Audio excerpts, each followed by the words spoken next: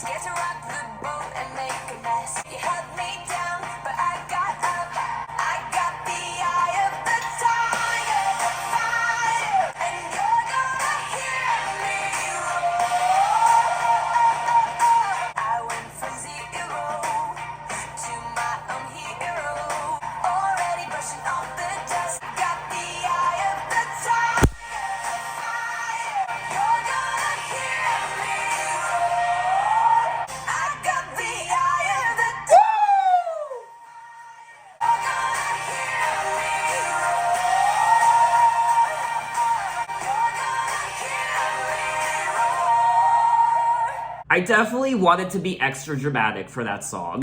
Hey guys, how's it going? I hope you're having a wonderful week like always. Today, I'm continuing with my Katy Perry discography journey, and we have made it to her fourth studio album from 2013 called Prism. I keep forgetting which number we're on when it comes to her discography because I keep forgetting she released her debut Christian album in 2001 called Katy Hudson from 2001. So yes, this is technically her fourth studio album. Now, of course, Prism is the follow-up to her mega smash Teenage Dream she released a few years before, and honestly, Prism is just as great an album as Teenage Dream is. I don't remember the last time I listened to this album. It's been at least a few years. And I am listening to the deluxe version of the album. There are 16 songs, and the album is 1 hour and 2 minutes. It does say here that the album Prism revolves around the themes of living in the present, relationships, and self-empowerment. Now, Prism didn't have as many singles released from it as Teenage Dream did, and if we're including the complete confection of Teenage Dream, 9 singles in all were released from the Teenage Dream era, whereas Prism only had 5. When talking about Prism, Katy said, "I've been thinking about my future and what the next move is in terms of what I need to do.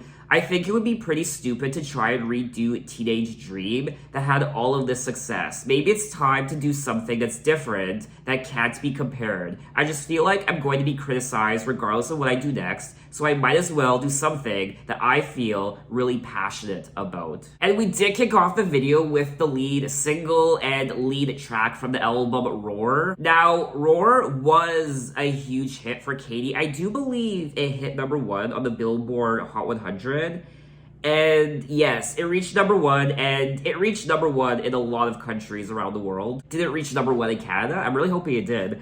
Yes! Okay, so it did reach #1 in Canada as well. And speaking of Canada, Western Canada right now is going through a major heat wave. And Western Canada right now is seeing temperatures that haven't been experienced in a century, in decades. It's sweltering. Temperatures are rising as high as 46 degrees Celsius, and records are being broken, and it's absolutely ridiculous. Thankfully, I don't live in Western Canada, but where I live, it's still quite hot, and I'm listening to some Katy Perry, so I'm gonna be dancing, I'm gonna be having fun. I'm already sweating just from listening to Roar, so I imagine at one point this shirt's gonna come off. It's gonna have to come off. The reason I wore it is because there's actually tigers on it. I don't know if you know this, but Roar tigers. In the single artwork for Roar, she's actually wearing, I think it's some sort of jacket. I don't think it's a denim jacket, but there's an illustration of a tiger on the back of her jacket. And there was some controversy surrounding this song when it was released. A lot of people were saying that it sounded like another song. I forget which song it was. Upon the release of Roar, many accused Perry of copying... Oh, okay, that's what the song was. Sarah Bareilles' Brave. Yes, I remember that. And when asked about the controversy, Sarah said, "Katy's a friend of mine, and we've known each other a really long time." And apparently, it upset her as well that people would think Katy copied from her. What I do like about the song is the message of the lyrics. It's pretty straightforward. I got the eye of the tiger, a fighter, dancing through the fire, because I am a champion, and you're gonna hear me roar. So even when she gets knocked down, she's going to dust herself off, and you're gonna hear her roar like thunder gonna shake the ground. You held me down, but I got up. This definitely is an empowerment song, and a lot of people can definitely relate to it. I can relate to it. But anyway, let's move on to track number 2, Legendary Lovers.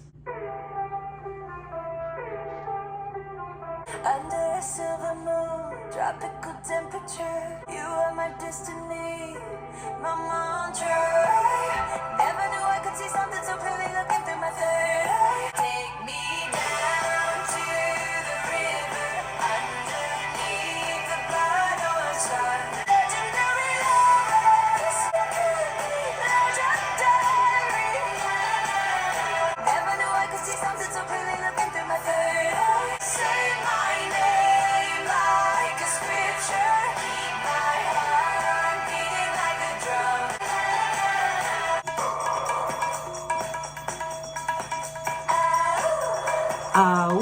Take me down to the river. Legendary lovers. Legendary. See the sun like a scripture. Keep my heart beating. And that was track number 2, Legendary Lovers. And this is a good song on the album. And I honestly don't have much to say about it. It is pretty straightforward lyrically. And I do like the production of the track. It's quite tribal in parts. I remember when I was listening to this album for the first time, this was never one of my favorite tracks on the album, but it was still a song I enjoyed listening to. I like how in the song she's referencing all of these legendary figures, these legendary lovers like Juliet and Cleopatra. Take me down to the river, underneath the blood orange sun, say my name like a scripture, keep my heart beating like a drum. So not only does this sound tribal, but also it's quite, what's the word? Biblical too. So we are gonna move on to track number 3, A Birthday.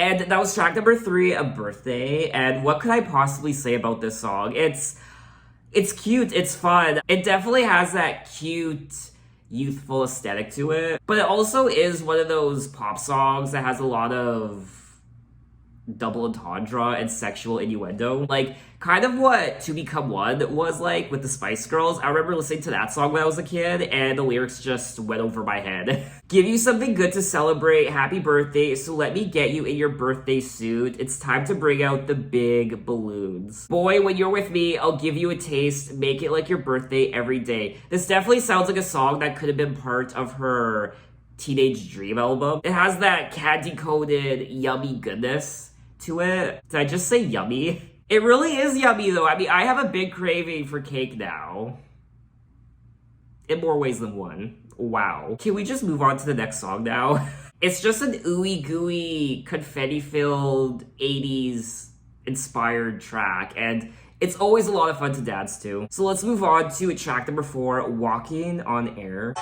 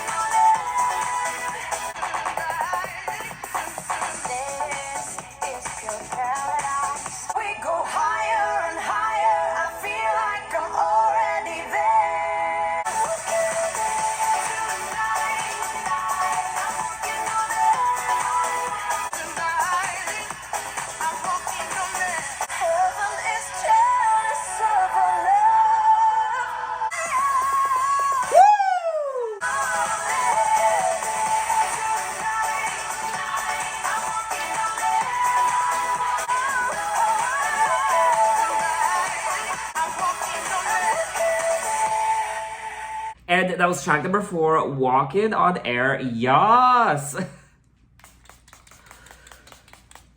I remember back in 2013 when this album came out and I heard it for the first time. The person I was dating back then in 2013, I remember asking him if he had heard the new Katy Perry album. And he's like, yes, I did. And I asked him, did you hear Walking on Air? There's this new Katy Perry song, Walking on Air. You have to hear it. And he's like, I did. And he put it on in his car. And that's all he played religiously was this song. I mean, this track has Studio 54 all over it. It really is ecstasy. And I love the choir, and it's captivating. It really is. Tonight, I'm walking on air. Even heaven is jealous of our love. Yes, we make angels cry, raining down on earth from up above. Just when I think I can't take any more, we go deeper and harder than ever before. We go higher and higher. I feel like I'm already there. I'm walking on air. I really like the lyrics of this song. So let's move on to track number 5, Unconditionally. Oh no, did I get too close? Never made me blink one time. Unconditional, unconditionally. Just as you are to me. Unconditional. I will love you unconditionally. Open up your heart and just let it begin. Open up your heart. Unconditional. And there is no fear.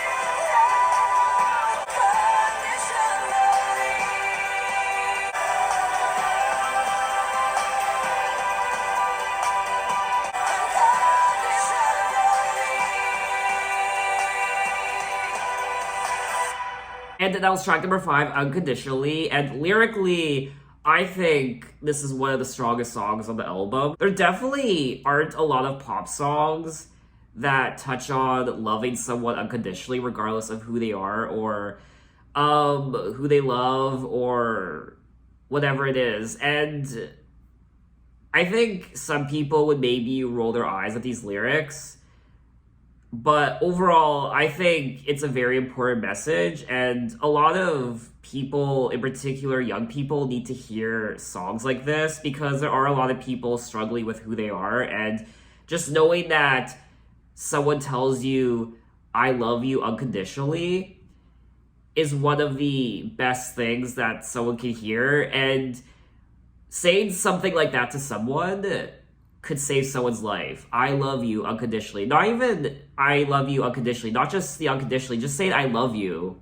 I love you, not unconditionally. Just I love you. I love you for who you are. Acceptance is the key to be truly free. Will you do the same for me? I will love you unconditionally. And there is no fear now. Let go and just be free. And for someone like myself, saying I love you is definitely not something I say enough to the people I care about and the people I love the most. And everyone goes through really bad times in their life, really hard days. And when you're going through those hard times, hearing someone say, I love you, it can make all the difference. I do like the lyrics of the song, but Unconditionally was never one of the songs on the album I went back to all the time.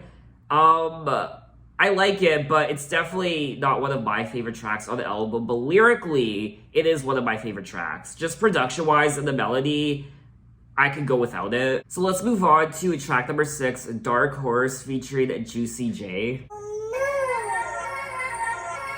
Juicy J, let's rage. You're gonna come to me. Make me your Aphrodite.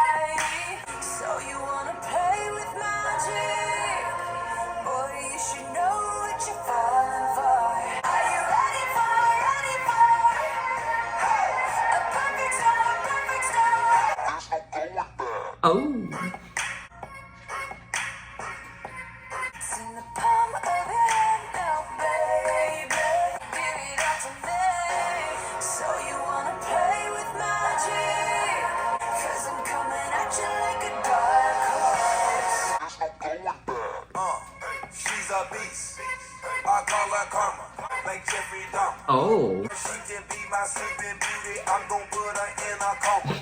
She ride me like a roller coaster, turn the bedroom into a fair.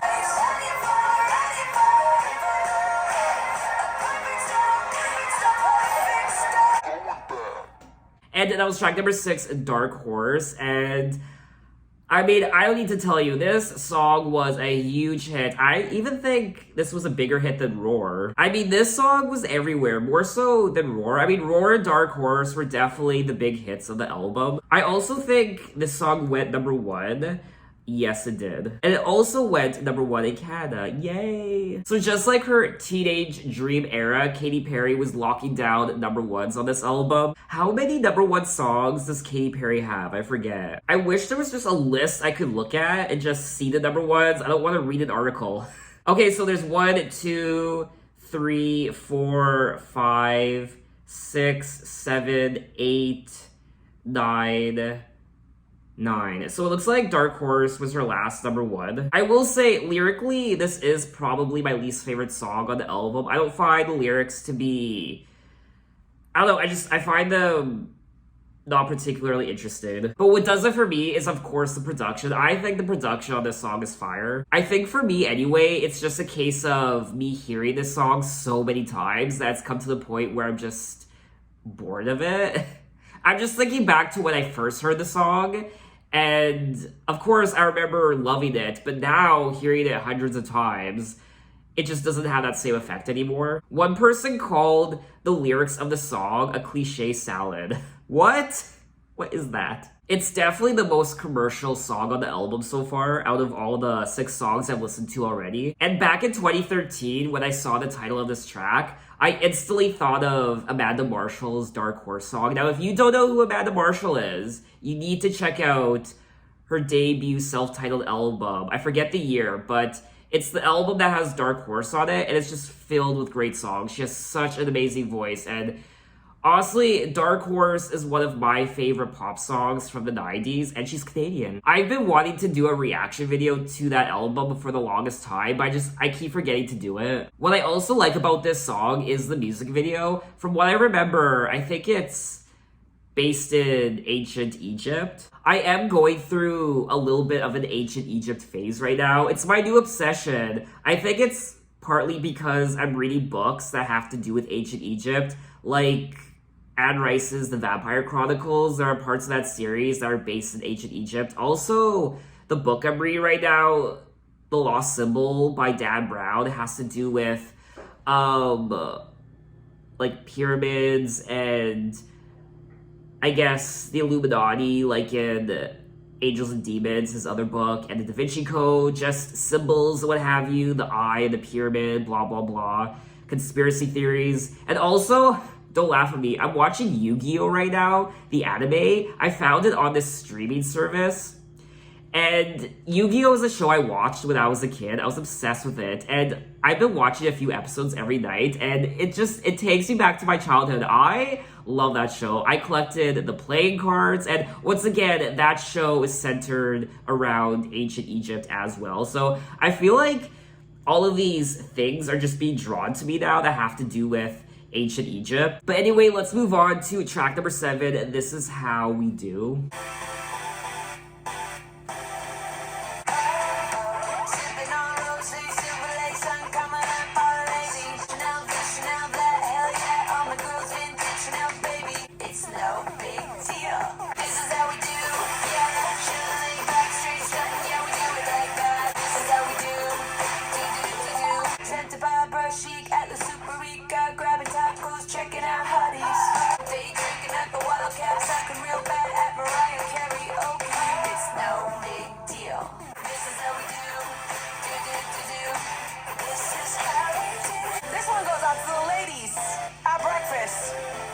Nice dress. I see you. I see you. This goes out to all you kids that still have their cars at the club valet.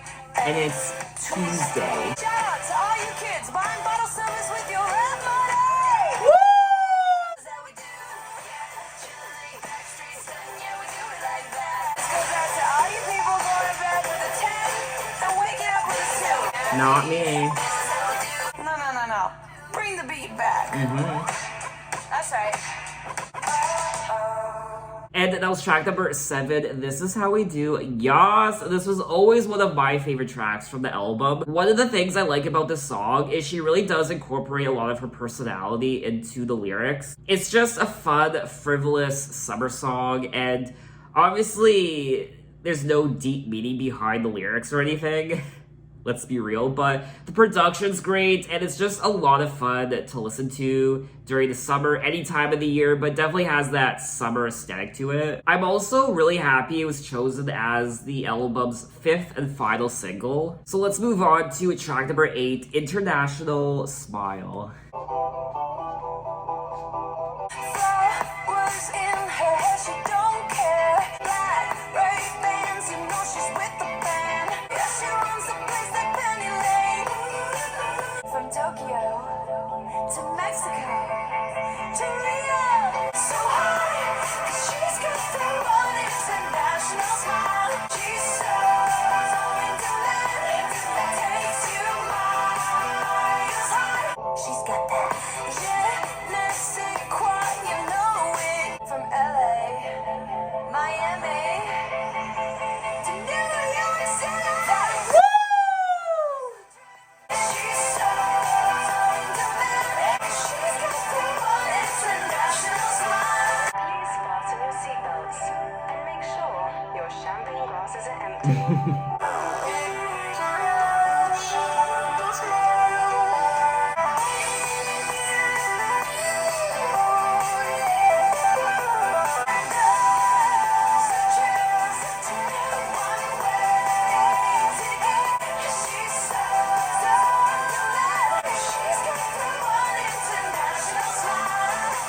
And that was track number 8, International Smile. And this was always, what's the word?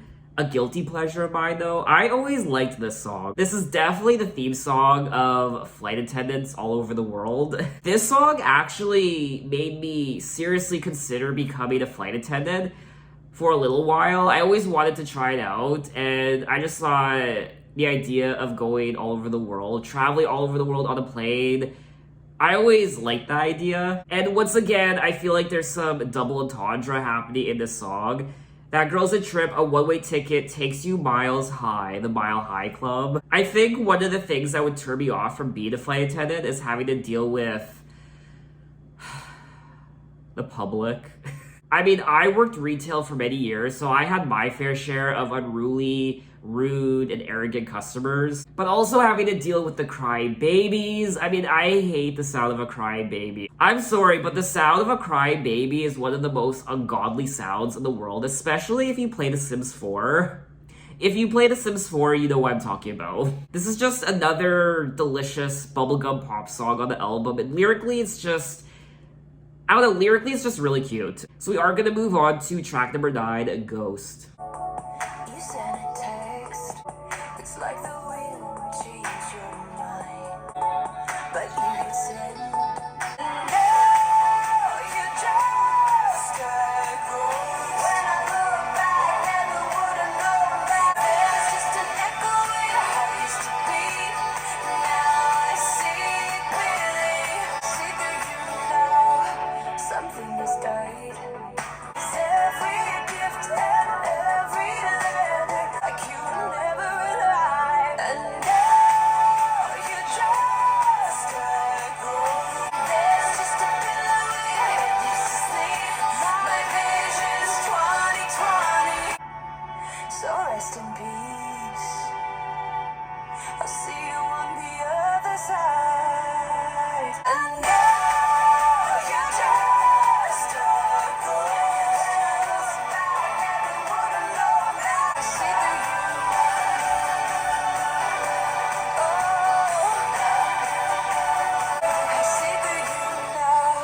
And that was track number 9, Ghost. And this is a song on the album that was always one of my favorites. I remember back in the day, I was wanting this song to be a single, but now that I listen to it all these years later, I definitely don't think this would have been a good single. It doesn't really have that single quality to it, but I like it enough that I'm happy it's on the album. I also like the lyrics. They're quite haunting. Every promise of forever, it's out of sight, like you were never alive, and now you're just a ghost. When I look back, never would I've known that you could be so cold. Like a stranger, vanished like a vapor, there's just an echo where your heart used to be. Now I see it clearly, and there's just a pillow where your head used to sleep.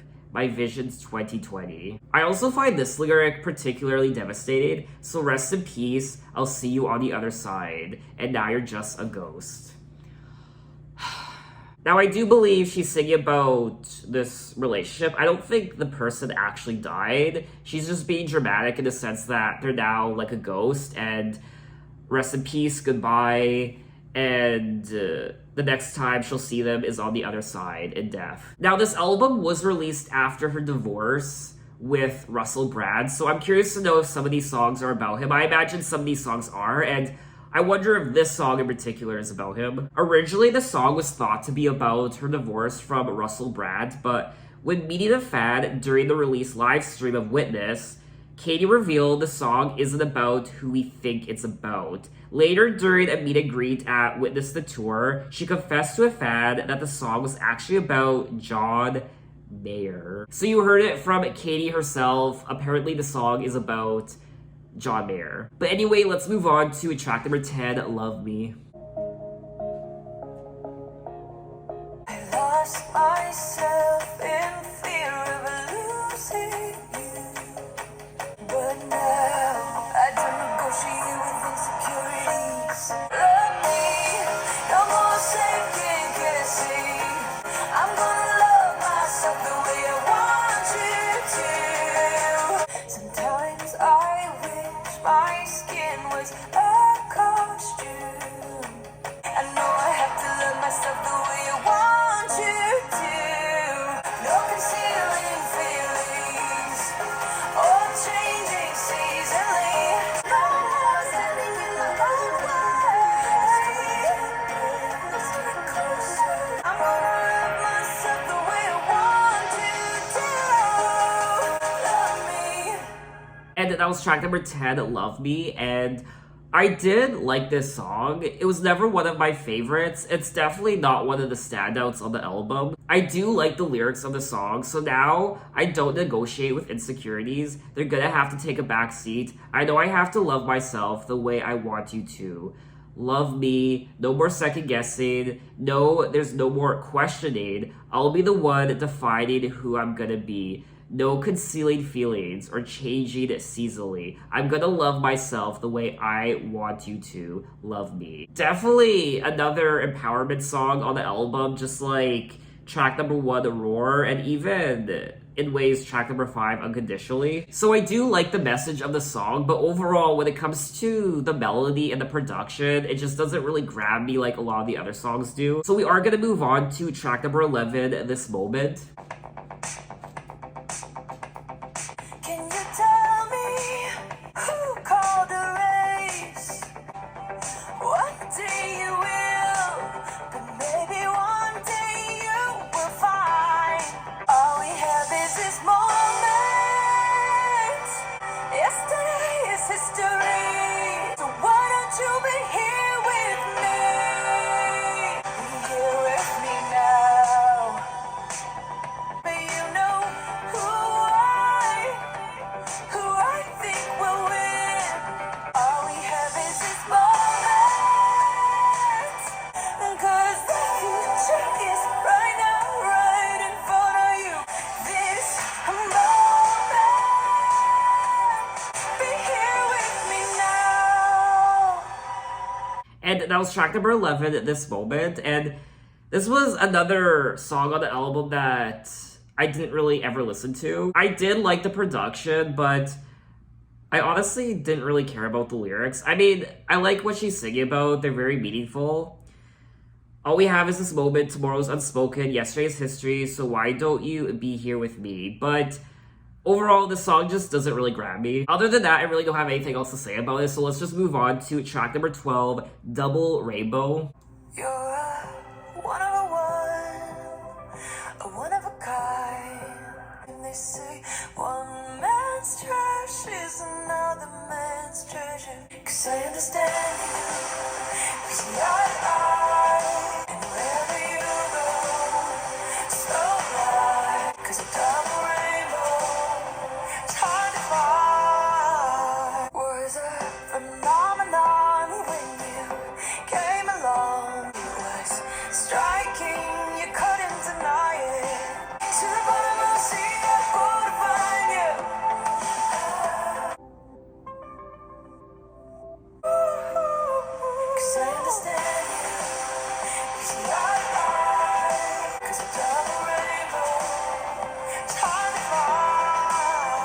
And that was track number 12, Double Rainbow. And this is a song on the album that I always liked. And it's probably...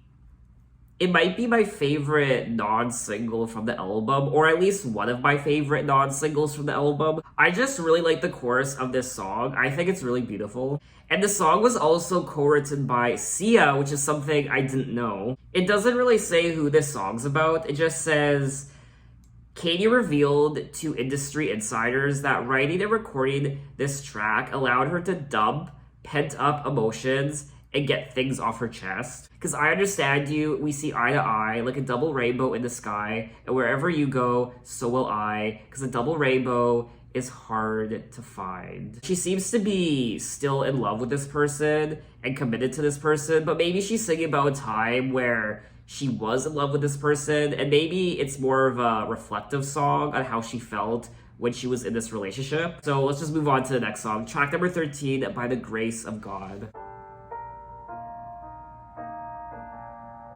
Was 27, surviving my return to Saturn.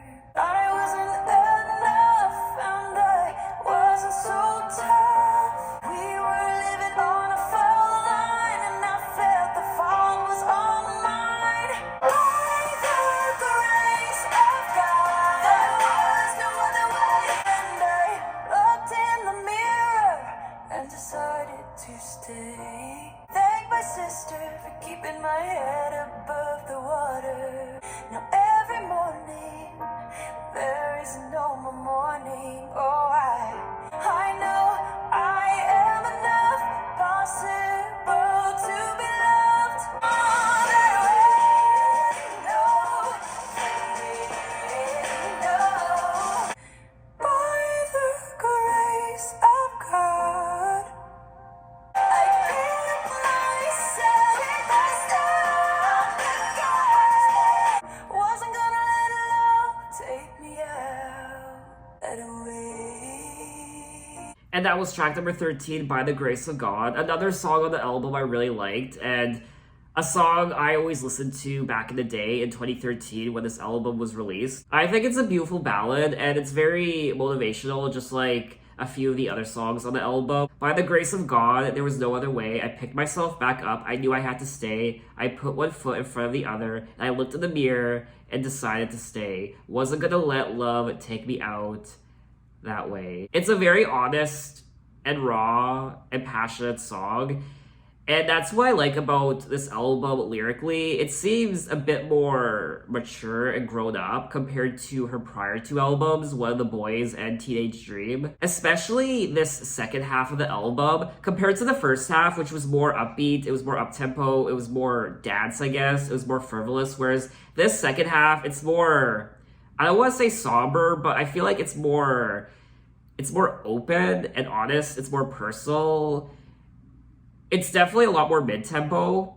It doesn't really make you want to dance. It's just very passionate compared to the first part of the album. She also sings about God in this song, By the Grace of God, and religion and just faith in general is very close to her heart. It's how she was raised. It's how she grew up. In particular on this album, I'm finding this album to be a bit more, I guess, religious than a couple of her other albums like Teenage Dream and One of the Boys. This album is definitely about finding your inner strength and just picking yourself back up and, by the grace of God, moving on with your life and just seeking that power to be a better person, I guess. So let's move on to track number 14, Spiritual.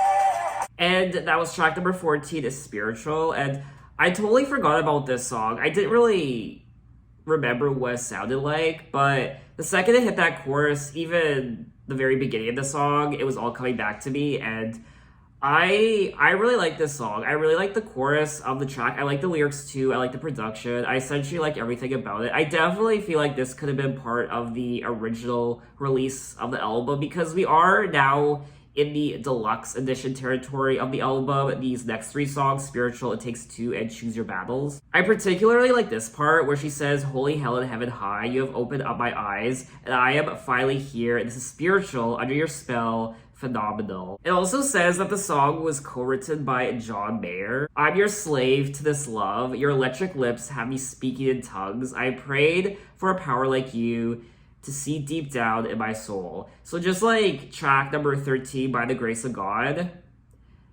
this is another, I guess, faith-based song as well. She does bring up Holy Hell in Heaven High. She also talks about I have prayed for a power like you. So let's move on to track number 15, It Takes Two. Is Mercury in retrograde? I'll call you crazy. What I feel in my cup. Oh, I can only take responsibility. For me, it takes two sides to every story, not just me. Let me be first, baby, to say I'm sorry. I'm sorry. Oh, I can only be the change you want to see. It takes two sides to every story, not just me. I point my finger, but it does me no good. Is it too late to change? Takes two sides to every story, not just me. I'm sorry. I'm sorry. And that was track number 15, It Takes Two. And I did like the song. Once again, I like the message of what she's singing about. She's essentially saying, "I'm sorry. I point my finger, but it does me no good. I look in the mirror and it tells me the truth. Why all these lessons always learned the hard way? Is it too late to change?" I like how there's a lot of reflection happening in these lyrics, and this goes back to what I said already, how this album seems to be a bit more mature and grown up than her prior albums, Teenage Dream and One of the Boys. So I did like the message of the song.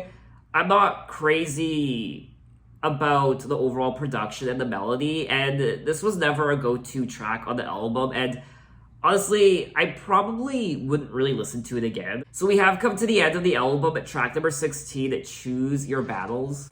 You are my hurt locker lover. You fight me, but I'm on your side. Defeated. Why you tryna make me your enemy? I just wanna be your love. Choose your battles, babe. Then you win the war. I am not fighting anymore. I've tried to pick off your red flags while dancing on broken glass. Why you tryna make me your enemy? I just wanna be your love. You got in love. If you wanna stay, then stay. I am not fighting anymore. Choose your battles. If you wanna stay, then stay. And that was track number 16, Choose Your Battles. And this is a great song. I forgot how much I liked it. And lyrically, this has to be one of my favorite tracks. Not just lyrically, but the overall song itself. I like the melody too. And I almost wish she included this song on the regular release of Prism. I'm not fighting anymore. If you want to go, then go. If you want to stay, then stay. I don't want to fight no more. Choose your battles, babe, then you'll win the war. Stop digging your own grave when there's so much to live for. Choose your battles, babe. I think this track is a great way to wrap up the entire album. So that was all 16 tracks of Prism by Katy Perry, and This is such a great pop album. It's a great continuation of her teenage dream era. You can definitely hear the growth in her music lyrically from Teenage Dream to now Prism, and I liked the lyrics. I mean, the lyrics on this album aren't cryptic by any means. I don't want to say basic, but the lyrics on this album are traditional pop lyrics, and I think Katy Perry is a great songwriter. I mean, the lyrics overall aren't the most profound lyrics ever, but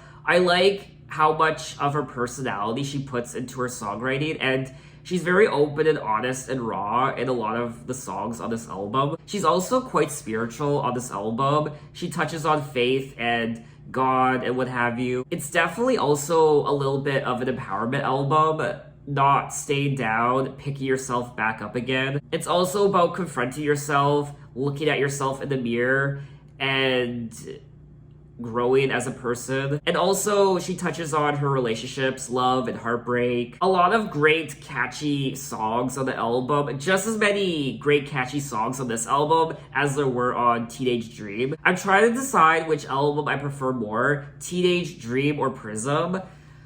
I don't know. I definitely think Teenage Dream is more of a... It's more of a hits album, I guess. You can tell just listening to Teenage Dream that the way it was crafted to be a mega selling pop album with the pop hits, the number one hit singles. This album also has it. It just doesn't have that same mega pop smash feel to it like Teenage Dream had. There's definitely two sides to the album. There's the first part, which is more up-tempo, it's more dance, it's more fun. Whereas this second half of the album, it's more meaningful, it's more passionate, it's more serious, it's more honest, it's more mid-tempo. So you don't really get a lot of the big dance hits on the second half. I just really liked the aesthetic of the entire album. I like how it made me feel, and I just liked the emotion of a lot of the songs. She definitely went in a different direction with this album. I liked the production as well. The production of this album isn't anything to really write home about. It's your standard pop production. Some people have commented that the album lacked some of the fiery fierceness and excitement that dominated Teenage Dream, and in a way, I kind of do agree with that. So overall, I guess what I'm trying to say is Teenage Dream and Prism both have their pros and cons, but overall, they're both great pop albums in their own right. So what did you guys think of the album, and what are your impressions? Do you prefer Teenage Dream, or do you prefer Prism? Or do you prefer Witness? Teenage Dream, Prism, or Witness? Now, in my next Katy Perry video, we will be moving on to Witness, and it's been a couple years since I've listened to this album, so I'm curious to know what I think of it now, a couple years later. But anyway, thanks for watching, guys. You can find me on Instagram, you can find me on Twitter, you can message me, you can say, hey, how are you? And I'll see you next time. Take care.